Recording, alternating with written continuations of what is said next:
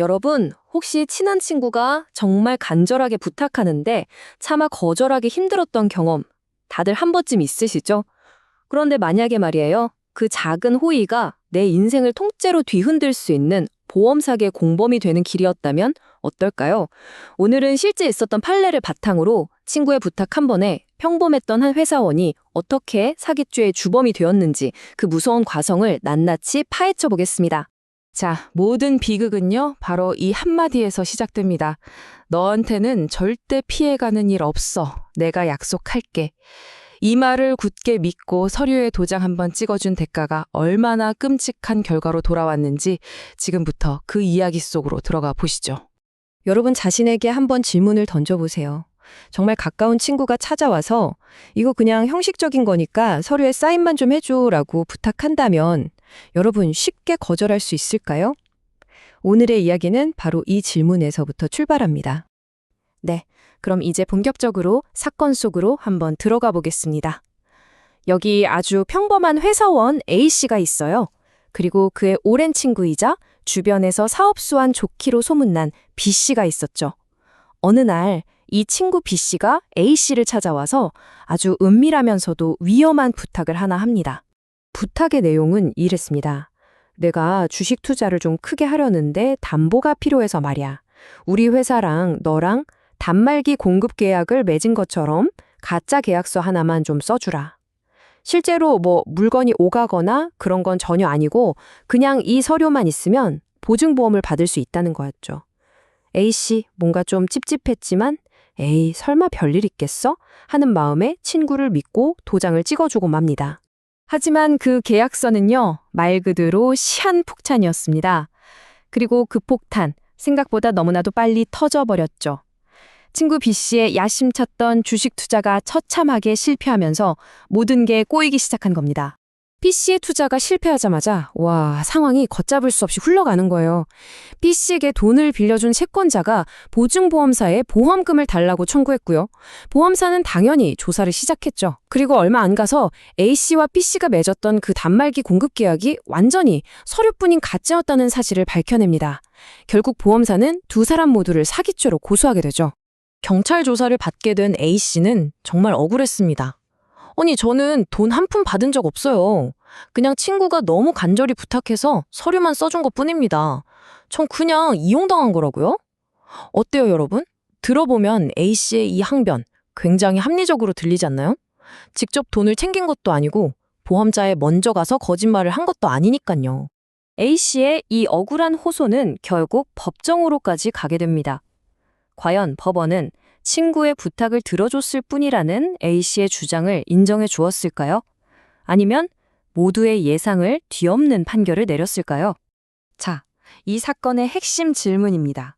A씨는 금전적인 이득을 전혀 챙기지 않았고 보험사를 직접 속이지도 않았습니다.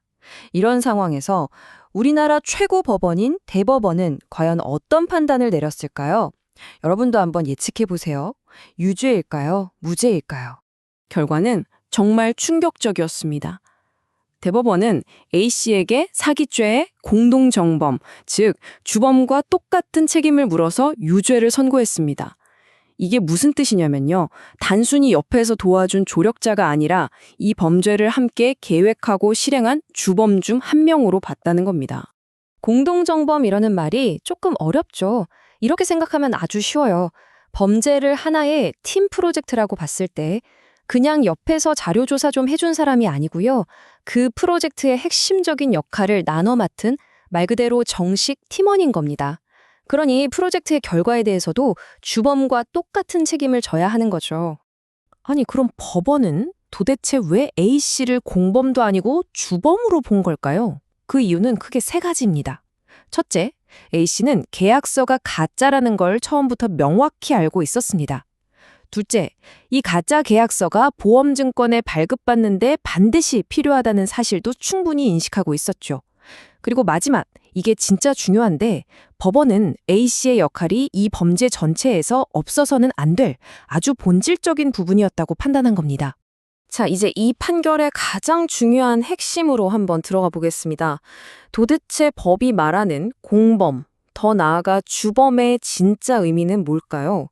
왜 돈 한 푼 받지 않은 A씨가 친구 B씨와 똑같은 책임을 져야만 했을까요? 그 해답은 바로 기능적 행위 지배라는 조금 어려운 법률 용어에 있습니다. 이걸 아주 쉽게 풀어서 말씀드리면요. 바로 내가 한 그 행동이 없었다면, 이 범죄 자체가 아예 불가능했다면 그 사람이 바로 범죄의 실행을 지배한 주범 중 한 명이라는 뜻입니다.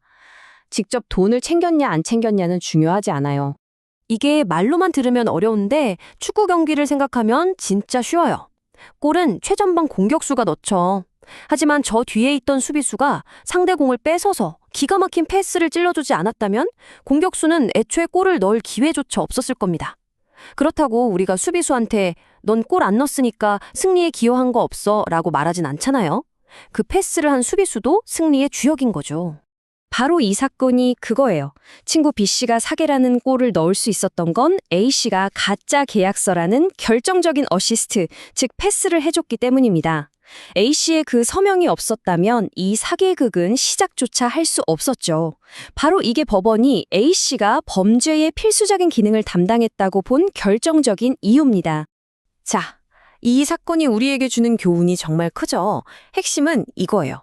내 행동이 범죄의 결정적인 패스가 되었다면 책임을 피할 수 없다. 그렇다면 우리가 이렇게 억울하게 범죄의 공범이 되지 않으려면 도대체 어떻게 해야 할까요? 지금부터가 정말 중요하니까 꼭 귀 기울여 주세요. 4가지 규칙 반드시 기억해 주세요. 첫째, 이거 그냥 형식적인 거야. 이름만 잠깐 빌려줘? 이런 부탁 있잖아요. 이건 그냥 무조건 거절하세요. 묻지도 따지지도 마세요. 그 서류가 범죄의 칼자루가 되는 순간 여러분도 칼을 든 사람이 될 수 있습니다. 둘째, 내가 돈을 받았냐 안 받았냐는 유죄, 무죄를 가르는 결정적인 기준이 아니라는 점 꼭 기억하시고요. 셋째, 이거 혹시 범죄 아닐까? 라고 아주 조금이라도 의심하는 것만으로도 법적으로는 유죄의 근거가 될 수 있습니다. 마지막으로, 만약 이미 엮였다면 즉시 멈추고 법률 전문가의 도움을 받으세요. 여기서 특히 3번째 규칙이 정말 중요한데요. 법에는 미필적 고의라는 개념이 있어요. 이게 뭐냐면 에이 설마 근데 뭐 이게 사기가 될 수도 있겠는데? 라고 조금이라도 예상하면서도 에이 괜찮겠지 하고 그 행동을 했다면 법원은 이걸 알고 저지른 것과 똑같이 취급합니다. 저는 확실히 몰랐어요 라는 변명이 통하지 않는다는 뜻이죠. 결론은 사실 아주 명확합니다. 친구와의 의리, 물론 중요하죠. 하지만 그 잘못된 의리보다 먼저 여러분 자신의 인생을 지켜야 합니다. 그릇된 부탁으로 인한 책임은 그 누구도 대신 져주지 않습니다. 그 결과는 오롯이 나 자신의 몫이 될 수 있습니다. 마지막으로 여러분께 이 질문을 남기면서 마무리하겠습니다. 만약 누군가 여러분의 그 착한 마음, 그 거절하지 못하는 성격을 이용해서 이런 위험한 부탁을 해온다면 여러분은 과연 어떻게 거절하시겠습니까? 오늘 이야기를 통해 그 단호한 답을 스스로 꼭 찾아보시길 바랍니다.